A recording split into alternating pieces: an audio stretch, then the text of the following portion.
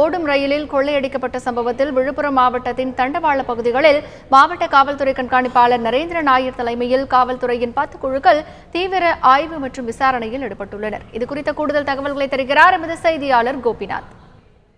சேலத்திலிருந்து சென்னை போன ரயில்ல ரூபாய் 5,74,00,000 கொள்ளையடிக்கப்பட்ட சம்பவம் தமிழகத்தில் மிகப்பெரிய அதிர்ச்சி ஏற்படுத்தியிருக்கு.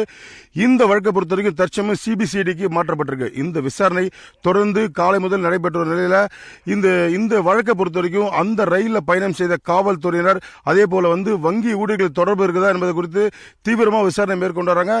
சிபிசிஐடி மட்டும் இல்லாமல் ரயில்வே காவல்துறையினர், தமிழக காவல்துறையினர் அந்தந்த ரயில் பாதை பகுதிகளில் தீவிரமாக ஆய்வு மேற்கொண்டு வராங்க.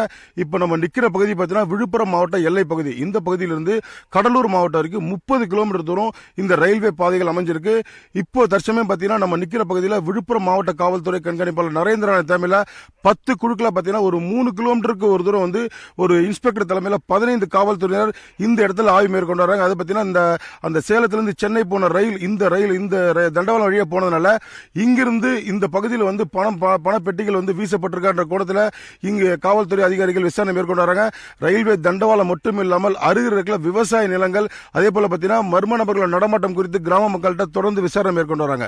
தந்தி செய்திகளுக்காக ஒளிப்பட பிறைச்சுடன் கோபிநாத்.